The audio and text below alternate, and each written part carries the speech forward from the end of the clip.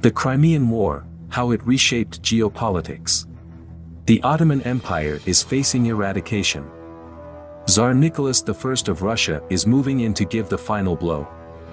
But France and Britain intervene, thus beginning the Crimean War. The rivalry between Russia and the Turkic peoples goes back to the early Middle Ages when the Kievan Rus fought numerous conflicts with neighboring Khanates. The continuous fighting of Russians and Turks would shape the modern map of the Caucasus and Central Asia. As both peoples formed various states, their rivalry reached nearly a permanent state of war in the 18th century. The Ottoman Empire's expansion came to a brutal halt in the late 16th century.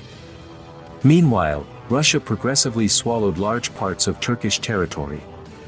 By the mid-19th century, the collapse of the Ottoman Empire became only a matter of time. Russia seemed to be all-powerful in Eastern and Southeastern Europe. By the 1850s, Tsar Nicholas I was aiming to give the killing blow to the Sultan. But the fall of the Ottomans by Russian hands would mean total dominion of St. Petersburg over the Eastern Mediterranean, which was unacceptable for most European powers. When Russia declared war on Constantinople, France and Great Britain took the side of the Sultan and intervened in what would be remembered as the Crimean War. This conflict would be the first major disruption of the Congress of Vienna established in 1815 and would change the geopolitical alliances on the European continent forever. The Ottoman Empire steadily weakened during the first half of the 19th century. The Serbian uprising of 1804 saw the emergence of the first autonomous Christian state in the Balkans since the 16th century. Defeat against Russia in 1812 led to significant territorial loss in Romania, and the Greek rebellion allowed the Kingdom of Greece to gain independence in 1829. Additionally, the Ottomans had to sign the Treaty of Adrianople with Russia, which allowed the latter free access to the Mediterranean through the Black Sea Straits. In North Africa, France successfully occupied the Beylik of Algiers, establishing the colony of Algeria. Moreover, Egypt, Tunisia, and Tripolitania became independent in all but name, establishing direct liaisons with European powers despite being nominally under Constantinople's rule. On the other side, Russia enjoyed unprecedented prestige in Europe. The Eastern Empire was considered one of the main powers that countered Napoleonic France, due notably to the decimation of French armies in the campaign of 1812. Additionally, the Tsar was a member of the Holy Alliance, which aimed to curb the revolutionary fever on the continent. Russian prestige was solidified during the springtime of the peoples in 1848 to 1849 when Tsar Nicholas I successfully stopped Austrian dissolution and defeated various nationalist factions in the Habsburg Empire. St. Petersburg barely hid its intention of expanding into the Ottoman lands. For France and Great Britain, such a prospect was considered extremely dangerous.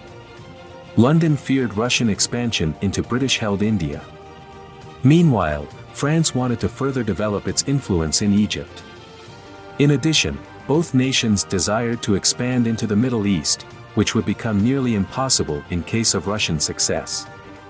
A clear collision course was set for a major conflict in the East that would be remembered as the Crimean War, which would reshape European geopolitics.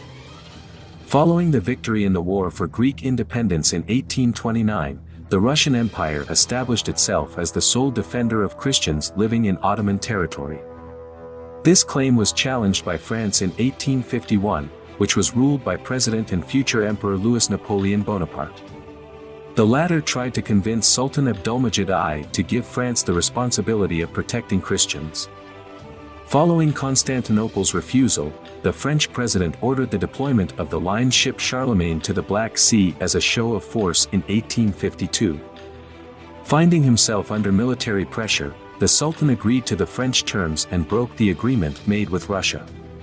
Tsar Nicholas I ordered the mobilization of 2 military corps all along the Danube in Wallachia while entertaining talks with Constantinople. It was the beginning of a back-and-forth diplomatic joust. Russia demanded that Abdülmecid I allow St. Petersburg to establish a protectorate over the 12 million Christians living in his territory. At the same time, Russian diplomats courted Britain in the hopes of gaining their support or neutrality in case the talks failed. To that end, the Tsar's negotiators invoked the close links tying Russia to the Christians of Greece and the Middle East, who were in most cases Orthodox, and thus, closer to the Russian Church. London, however, chose the side of the Sultan, who then rejected the Russian demands in February 1853. Tsar Nicholas I ordered an invasion through the Danube while French and British navies mobilized their forces. Counting on the support of Austria, St. Petersburg confidently prepared itself for the Crimean War. Russia formally declared war on the Ottoman Empire on October 16, 1853. Russian armies crossed the Danube while the Black Sea Fleet started causing severe damage to Turkish naval infrastructures. The Russian fleet won the first formal battle of the war in Sinop on November 30th. Despite the beginning of hostilities, European powers still attempted to find a diplomatic solution to the conflict. France, Great Britain, Austria, and Prussia organized the Vienna Conference, during which representatives of the four nations created a note to be sent to Tsar Nicholas I and Sultan Abdulmajid I with potential peace terms. By late December, the proposals were met with approval by the Tsar but were rejected by the Sultan. The neutral powers modified the proposals to meet Constantinople's approval, but all of the amendments were firmly rejected by Russia. The contents of both notes is not known to us to this day. By March 1854, Russian armies occupied South Danubian principalities. France and Britain sent a joint ultimatum to St. Petersburg, urging the Tsar to retreat. The envoys were ignored. On March 28, 1854, the United Kingdom and France jointly declared war on the Russian Empire. The time of diplomacy was over, all the actors were in play for the Crimean War. In order to counter potential Russian domination on the Black Sea, French and British commands immediately planned the occupation of the Dardanelles. In the meantime, on the Danube's front, a new player threatened to enter the Crimean War, Austria-Hungary. Despite the strong alliance that tied Vienna to St. Petersburg, Austria feared potential consequences of Russian dominance in the Balkans. Starting May 1854, Kaiser Franz Joseph ordered a general mobilization of troops at the Danube, threatening to outflank the Tsar's army in the region. French and British troops arrived in June and immediately started harassing Russian divisions.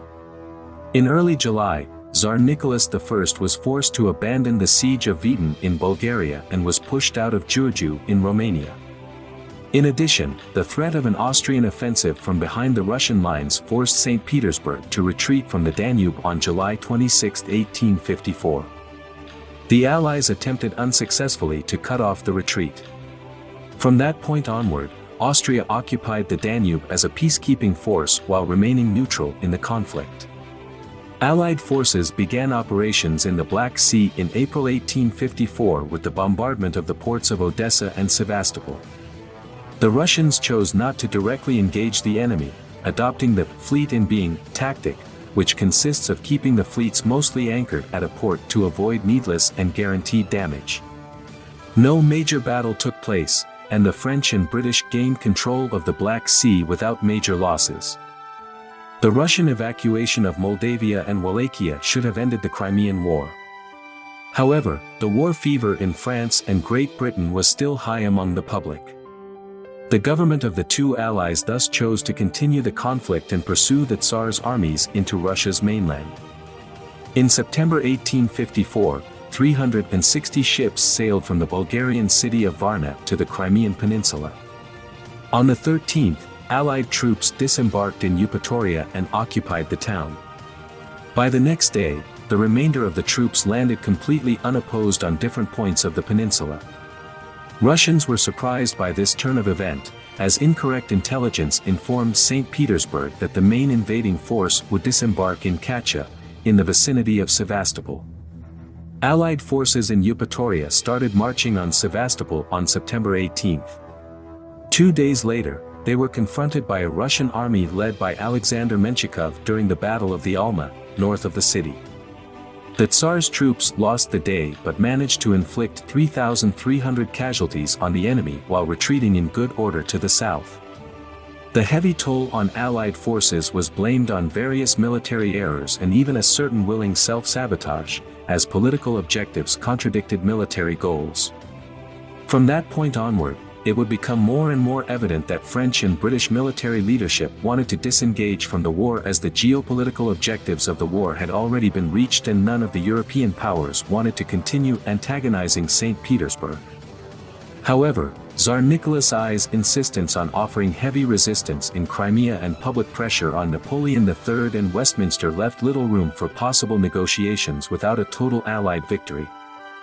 With none of the belligerents willing to make peace, soldiers on both sides prepared for a long and difficult conflict in the Crimean Peninsula. Allied troops suffered greatly from cholera outbreaks that slowed their advance, while Russian forces were progressively cut off from the rest of the country. In an attempt to break Nicholas I's will to fight, the Allies started marching on Sevastopol. The town was the home of the Russian Black Sea Fleet and thus an important strategic point.